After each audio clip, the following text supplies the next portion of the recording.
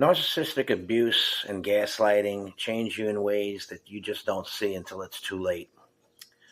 For me, it showed up as anxiety, increased anxiety, anger, which I'd never had before, lower patience and tolerance than I had in the past, and honestly, just losing control of my emotions more than I'd like to admit.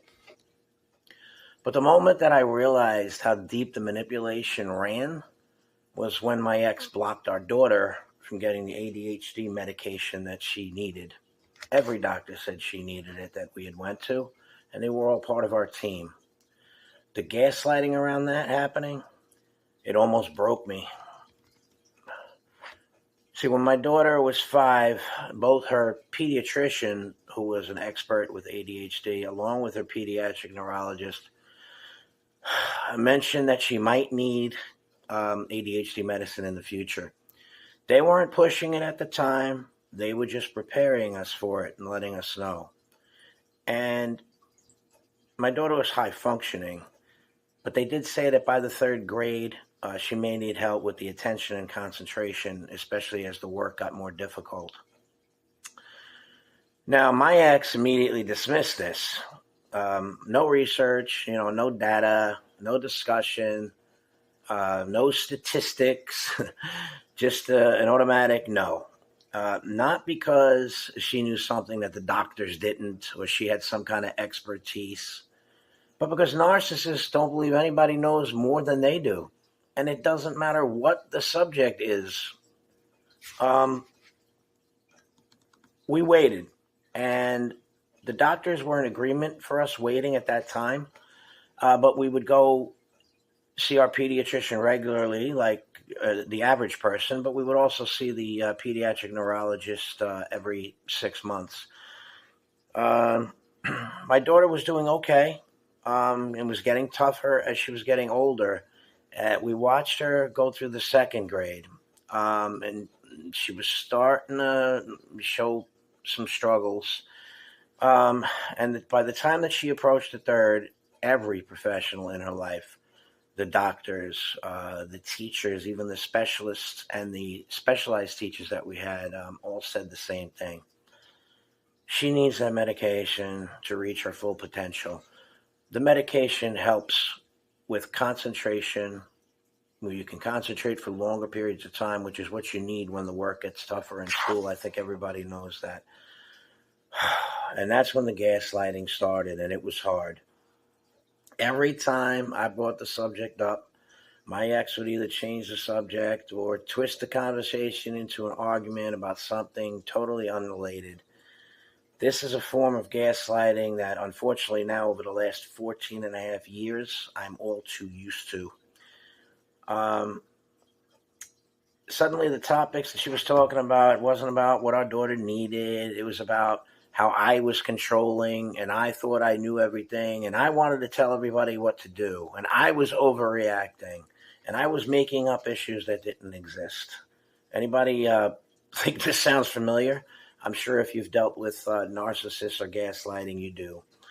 This is classic gaslighting. She was shifting the blame so smoothly that eventually I'd walk away from the conversations, and I'd even question my own intentions partially. I certainly would always deflect to my good friends, who I refer to as my brothers, and some good female friends that I have that are like sisters and cousins. But they all agreed that my point of view seemed to be more correct. At least it was. It seemed logical with respect to what everybody else was saying, even what they were seeing. I remember one moment clearly. We had an appointment scheduled with the pediatric neurologist right before the school year was starting, and it was very important. We needed to have a medical plan in place. Of course, at the time, I didn't have as much control over my daughter's schedule, and as much, not control, but as much say. I didn't have as much legal rights. I've had 4 petitions in court since then, so I have more now. But my ex just canceled that appointment. And as I would bring it up, she would not talk about it, or she would walk away, or she would gaslight more. And the gaslighting is horrible. So she canceled it, and she said she had a prior engagement. And obviously, I came to find out that wasn't true. I never really thought it was true to begin with. Um, she'd always twist it when I would bring it up. Why are you attacking me? You're the one that's stressing her out. It's always me doing something wrong to my daughter, and all I'm trying to do is fight for her to reach her full potential in life, because she's everything to me, and she's my entire life, and she's always been since the moment she's born. My ex is telling me you're always turning things into problems. And once again, I did slightly question, although this gets less as time goes on and the more you deal with this. We fought about this for weeks and months, and I had to threaten court action just to get her to reschedule the appointment. When she finally booked it, the earliest we were able to get it was either 6 or 7 months later, and it was more than halfway through the school year. And when that appointment came and the doctor said, yes, she's showing the signs that she needs it, based on how she was doing in school, I brought the reports from the school officials, and despite the doctors and the officials all being in agreement, despite the entire educational team saying yes, despite my daughter struggling, which normally tugs at the heart of parents, especially mothers, she held firm to it. Not because it was best for our daughter, obviously, but because narcissists can't stand being told they're wrong. They'll let a child suffer before they admit someone else is right. It's truly debilitating to deal with this. And that's exactly what happened. For 2.5 years, she stonewalled every attempt, canceled appointments, avoided conversations, twisted the truth to make me look irrational for even bringing it up. Most people agreed with me, but she only has these conversations when she can with her family. And since her family all suffer from the same thing and they all hang together, the enablers, so to speak, that obviously didn't do me or my daughter any good. My daughter was falling further behind, and she couldn't focus for long enough to concentrate. And I really felt terrible, not only because this is my daughter, but because she's very high functioning. And I knew if she had some help to help her concentrate, like the medication, she would increase and do very well, or at least much better than she was doing at the time.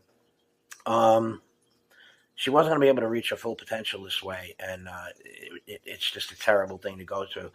It took 2 more court petitions, pressure from doctors, me reaching my limit and just continuously bombarding her with the fact that I was going to do this, and I actually put it on a court petition that, along with other things I was asking for at the time, I wanted her to be on the medication or to go with the recommendations of the experts. And by that time, I did have joint legal custody, so my say did matter. It's tough to talk about.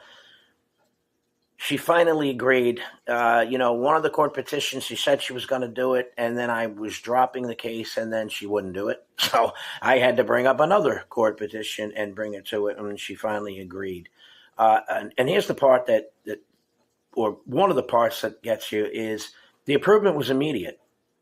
And when the improvement happened, you seen it with the grades, you heard it from the teachers and the support personnel. She had it in the school. You heard it from the doctors that saw her during her appointments and received feedback from these school professionals. My daughter's attention had sharpened. Her attitude definitely improved because she felt more confident. She actually experienced what it felt like to learn without struggling so much. All I could think was, where would she be now if we just started on time? Because this was 2.5 years later in the middle of 5th grade. The narcissist, my ex, never acknowledged the delay. No apology, no accountability, not even a moment of reflection. That's just one of the things about people like this. She doesn't look in a mirror except to admire herself. Um, to this day, she still insists she was right about that, even though all the evidence and everybody, all the witnesses would tell you the opposite. I believe this is the definition of delusional. Anyway, thankfully, I have more control. I handle all the doctor's updates. I do everything with my daughter now. I did receive a lot of extra time with her through these court petitions. More times during visits, more visits, overnights, vacation time. And now my daughter wants to see me all the time. So I see her basically every day, and I'm with her every day for a good amount of time. I have direct communication with all of her school officials, and I attend every appointment necessary, and even ones that I make when I feel there's something that needs to be discussed. I include her mother when she wants to be included, which is not all the time. Anyway, I manage all the follow-ups now, and I make sure that she gets any adjustments she needs too. Because once we started the medicine, it wasn't like they were going to, and when I say they, I mean my ex and her enablers or family around her. They weren't going to stop. They were going to try to keep the medicine as minimal as possible, even as she was growing and gaining weight, and it was starting to be less effective where you'd need to adjust the dosage. She was going to fight against that as much as she could. So she would try to delay appointments again, but I would make them, and I had direct communication with the doctors where I could send them the updated information so that when we did go to the appointments, the doctors did say, it would be time for an adjustment. Fortunately, she's only needed one since then, so she's still on a relatively low dose of this medication, and we only do the medication during the school day. Never after school, never on the weekends. So because it's only what's needed. I'm not trying to get my daughter drugged up, as her mother would tell you. Somebody has to be the stable parent, and in this case, the job falls to me. It's difficult to talk about, and I share this because the gaslighting doesn't just damage the person being manipulated. Sometimes, like in this case, it slows down a child's future. Sometimes it basically steals years of progress. And sometimes the survivor is the only one left fighting for what's right. If you're going through something like this, then you're not alone, obviously. And I knew that I wasn't alone. If you're a parent dealing with a narcissist co-parent, you know exactly how heavy the storm can feel. I'm with you. I hope and I believe that you're with me.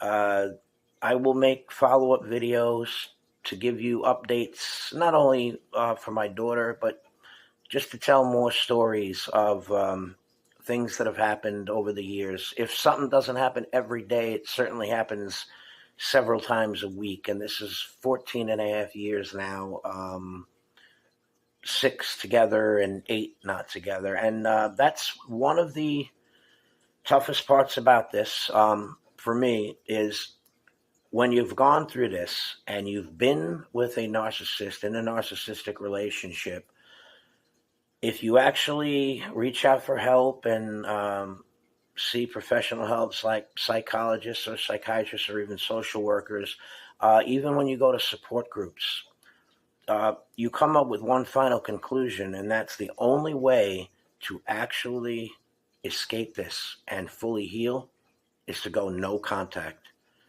I've been hearing it and being told, and as the years have gone on, I've come to believe it. Unfortunately for me, and I know there are people out there like me, I can't go no contact. My daughter's still relatively young in middle school, and as much as I fought for custody, I don't have full custody. I do have joint custody. I do see her a lot, and she's with me and stays over. And as I've told you before, we have vacations and things. So I'm going to keep fighting for her. And I'm going to keep up this channel. I'd like to hear feedback from people that have been through things like this or that are going through it. And maybe we can help each other. Just talking about it does help. I know that. And if I could give any advice, it's that if you're in a situation like this and you can go no contact, that's what you need to do. As tough as that may be in certain situations and for certain people, that's what you need to do. Because I really believe that's the only way to fully heal, because these people will never change. I don't want to ramble on. I think I've already done that a little bit already. And I appreciate everybody that's out there listening to this story. Again, I will be back, and I look forward to any comments that we have. This is Dad in the Storm, signing off.